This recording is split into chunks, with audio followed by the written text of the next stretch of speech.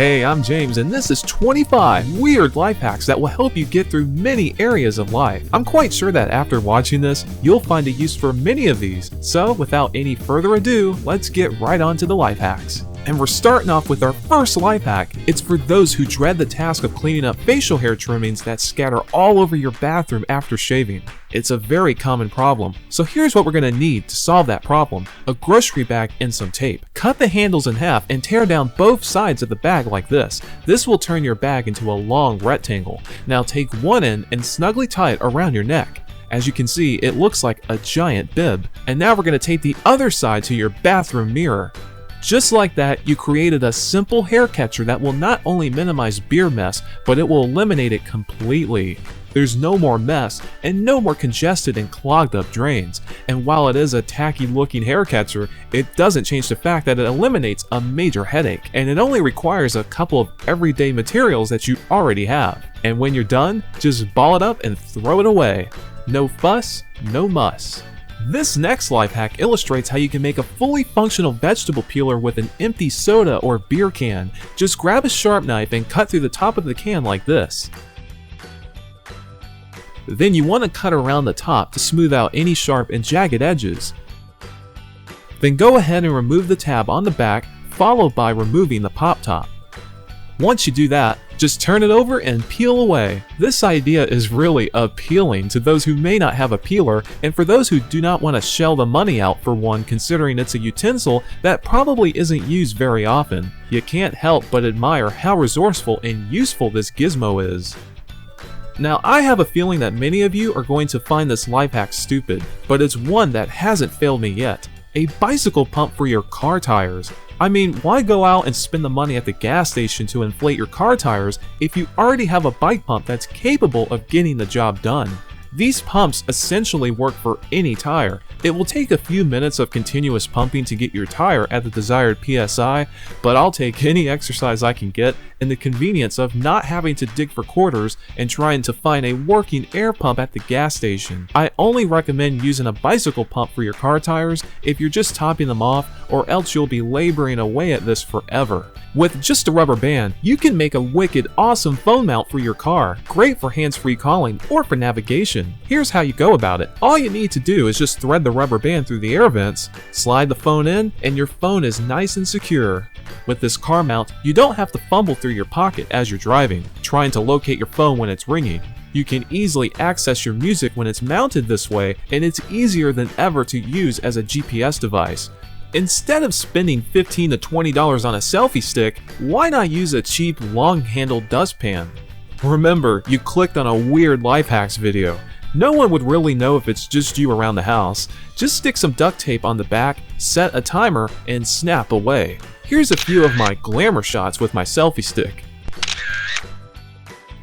If you don't have one of these dustpans, then hang in there, because hangers also make for a bootleg selfie stick alternative.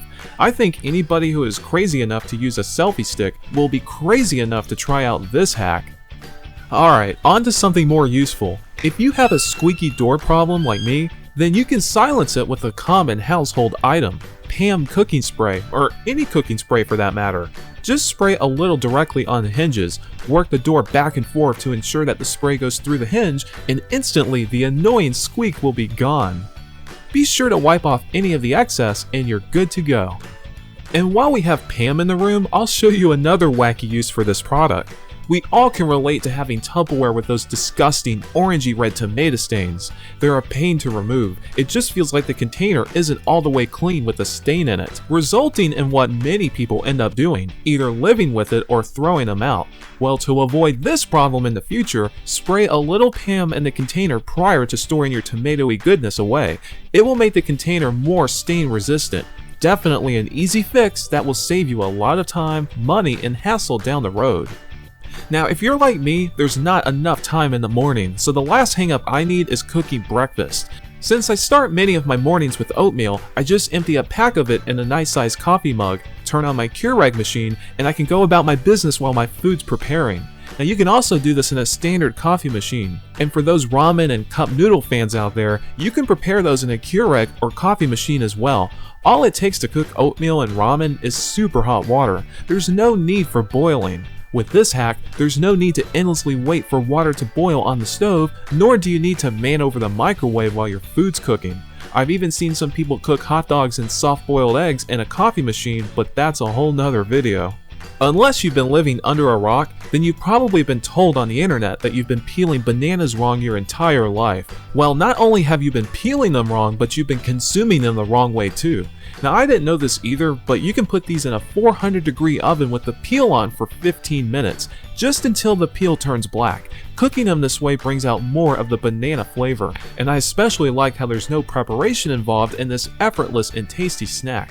Once the skin has blackened, and don't worry about the skin being black, everything's fine in the inside, you can go ahead and dig in. Personally, I like mine with some marshmallows, they kind of melt right on the top. In just minutes, you will have a mouth-watering dessert everyone will go bananas for. Once you start preparing them this way, you'll never throw a banana away again. Now, something else that tastes better when they're cooked are marshmallows, but it's not always convenient to set up a campfire every time you have a craving for s'mores. Now, this idea may not be brand new to you, but one night I grabbed a skewer, stuck on a few marshmallows, and roasted them on my stove, and to my surprise, they roasted up beautifully. The aroma in my kitchen was marshmallow heaven. They taste as if you roasted them over a campfire, not a difference at all, so definitely give these stove-roasted marshmallows a shot. You won't be disappointed. Bizarrely enough, you can put Oreos in a pepper grinder and use the Oreo dust as an easy topping over ice cream. Or popcorn. Just remove the filling from the Oreos, crumble the cookies in a pepper grinder, and you will have Oreo seasoning on demand. And with that filling, you can microwave it for a few seconds and drizzle it on top of your popcorn for a delicious Oreo-themed treat. Now, I forgot to do that in the video, but I promise it's worth trying out. Oreos aren't the only thing you can put in a pepper grinder, you could put Doritos in there as well. This is especially tasty over a bowl of chili, or if you have a kid in the family that just won't eat their vegetables, maybe a sprinkle of Dorito seasoning is what it takes to get those veggies down the hatch. Now, there are those who eat corn directly off the cob, but I hate how the kernels stick to my teeth, so I prefer cutting mine using this unconventional method with a bundt pan. Stand your cob in the center of the bundt pan and cut downward on the sides. Just keep rotating the cob until all of the corn is cut free. In the center here, you have this little base which does an excellent job of stabilizing the cob, so it's not going to slip away while you're cutting the kernels off, making this exceptionally safe to use. In addition, instead of the corn pieces flying all over the cutting board and counter, it will simply drop right into the pan, eliminating a major mess. Now, haven't we all been there, scooping a cup full of ice cubes at the punch bowl or maybe at a summer cookout, only to get an unwelcoming scoop of that melted ice water? That's no fun. So here's a weird solution for this problem. Serve your ice in a colander placed in a larger bowl. This way the water trickles down and drains out of the colander right into the bowl, so that your ice doesn't get watery. Gotta say, it's a really cool idea. Okay, alright, I'll slow down with the puns. It's rare that I drink from a glass bottle, but when I do, it's a challenge removing that stubborn bottle cap. There are a number of ways to open a bottle without a bottle opener, but the trick I use is foolproof and works every time. With a couple sheets of paper, I can pry open this evil adult-proof cap and enjoy my beverage once and for all. Take a couple standard sheets of white paper and fold them vertically over and over again until it looks like this. Then fold it lengthways to create a V shape. At this point, you can wedge it beneath the cap just like you would with a bottle opener and pop that sucker right off. Place bets with non-believers that you can open a bottle cap with a couple sheets of paper, and I'm sure your drinks will be on the house. And don't let those bottle caps go to waste. Stick one underneath a bar of soap to prevent wet soap from getting all over your counters. Plus, it'll prevent that disgusting soap slime from forming on your counters, which is a nuisance to clean up. And don't worry about the bottle caps leaving any rust stains because these are plastic lined, and for the record, I haven't had an issue with it. The difference in my bathroom has been night and day, as now I don't have a icky slimy mess to clean up anymore. We're so accustomed to lining our trash cans with grocery bags, so much so that we would never think to use them for other things. Well, I have another bizarre grocery bag hack, a grocery bag shower cap. To make this silly contraption work, if you have long hair, go ahead and pin it up. Then place the bag over your head, positioning the bag just below your hairline with the handles hanging out beside your ears. Then grab the mass in the back, twist it up a few times so that this thing snugly fits on your head. And after all that's done, tuck the twisted up part under your rigged up shower cap, and ta-da! Who cares how it looks? It's not meant to be stylish. As long as it keeps your hair dry, then that's all that matters. On the internet, there seems to be a gazillion different ways on how to perfectly peel a hard-boiled egg. Well, I have a technique that has worked every time for me. Just grab a glass with an inch full of water inside, along with the hard-boiled egg. Now the fun part. Place your hand over the glass and then shake vigorously for a couple of seconds, and the shell will slip right off.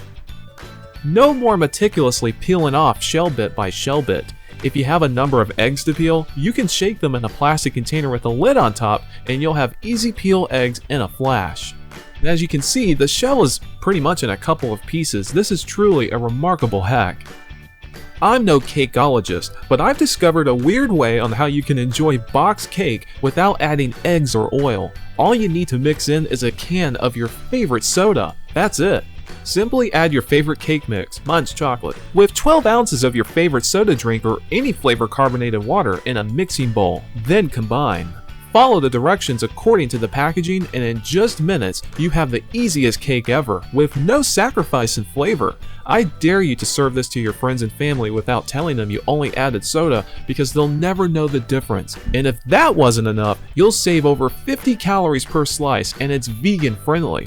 So technically, it's healthy. For sure, making this recipe is a piece of cake. And if you want, you can use diet soda and still have a delicious cake. Now, I consider hiding food a life hack because nothing in life is worse than being robbed of your own food. In my last video, I suggested that you should stash your cookies in a Raisin Bran box, but a lot of comments were from people who love Raisin Bran, so I don't blame them. So here's a few other sneaky, unsuspecting places you can hide your snacks. A frozen vegetable bag, empty shampoo bottles, a Kleenex box, a deodorant stick, and if you're the only sister with a bunch of older brothers in the family, then use a tampon box, cause ain't no one going in there, period. With this next hack, I'll show you a weird but clever way to make chips using only Parmesan cheese. On a parchment-lined baking sheet, pour a heaping tablespoon of Parmesan cheese about a ½ inch apart from each other. Bake at 400 degrees for about 5 minutes, and once they've cooked, you will have golden crisp Parmesan chips ready to complement any meal. These pair up beautifully with soup, they're scrumptious inside a sandwich, or you could just eat them as a snack by themselves. They're really tasty and ridiculously easy to make. And if you're particular about using Parmesan cheese in a can, then you can grate your own cheese and do the same thing, or you could use pre-grated cheese from a bag. Any flavor of shredded cheese will work. And don't throw away those Parmesan cheese lids when you're done with them. You can repurpose these by screwing them on a standard sized mason jar, so now you have this handy little shaker here. Excellent for powdered sugar, sesame seeds for a stir fry, sprinkles, little candies, and I especially like storing pre-grated shredded cheese in here rather than having to shake the bag over my foods. Way more convenient and precise this way, and I don't have to spend forever trying to seal the dang thing. If you don't have that type of lid, then sure enough you have a peanut butter lid, which nicely fits on a regular mouth mason jar. Even though it doesn't have the shaker application like the other lids do, it will still keep the food fresh on the counter or in the fridge. It's better to upcycle what you have than having to throw away in the landfill. Plus, it's way easier to use a lid versus dealing with metal rings in lids. Now onto a Burger King hack. Now when I go there, I can't decide if I want fries or onion rings. Well, on their secret menu, you can actually order half fries and half onion rings in the same container without an increase in price. How cool is that? The item is called frings. Now based on my experience ordering this, most employees don't recognize the name frings. So if you say half fries and half onion rings, I promise you will have it your way. Now, I love to use foamy soap over liquid soap. It's easier to lather on, but these Dawn foam dispensers are expensive. You're mainly paying for this pump mechanism, and you're paying for a high price for less product, since these contain more water than actual soap. Why throw this thing away and spend another $3 when you can make the same foamy soap again for just pennies? To make this, get 6 tablespoons of dish soap. You can eyeball it like I'm doing. It doesn't even have to be the Dawn brand, and fill the bottle near the top with water. Swirl it around a few times, then give it a few pumps, and that's all it takes to make your own foamy soap at a super low cost. Your soap will go a long way for sure. I wish this money-saving idea had dawned on me sooner. You can also apply this trick for your shampoo and hand soap if you want. Pretty neat. Now, 3 out of 2 people have trouble with fractions, and an astonishing 4 out of 3 people don't even understand that joke. Needless to say, there's a large segment of people that will forever hate and never understand fractions, until now. If you happen to be one of them, then you have to try out this amazing shortcut to solve fractions, called the Chinese bow tie method. Normally, when you add and subtract fractions, you have to go through that complicated hassle of finding the lowest common denominator before you can solve the problem, but not with this math trick. All you need to do is multiply the numerator by the denominator of the other fraction to get the top part of our answer. So we're just going to do 1 times 4 is 4. And because this is an addition problem, we're going to write a plus sign here. And now we're going to go ahead and do the opposite side. 2 times 2 is 4.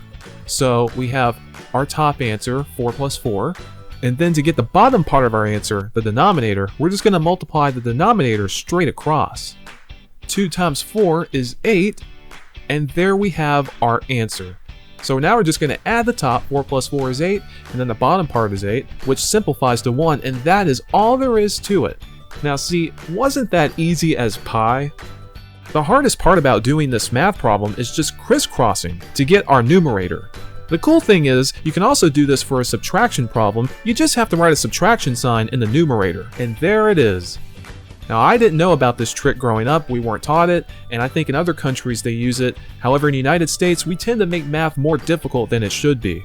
If your teacher doesn't approve of using this trick, then tell that teacher to get a life hack. Now, I was going to do more life hacks, but this video is long enough, so if you would, please click like on this video and subscribe to my channel for more videos like this. And if you would, let me know in a comment down below which life hacks were your favorite. Until next time, everyone, bye-bye.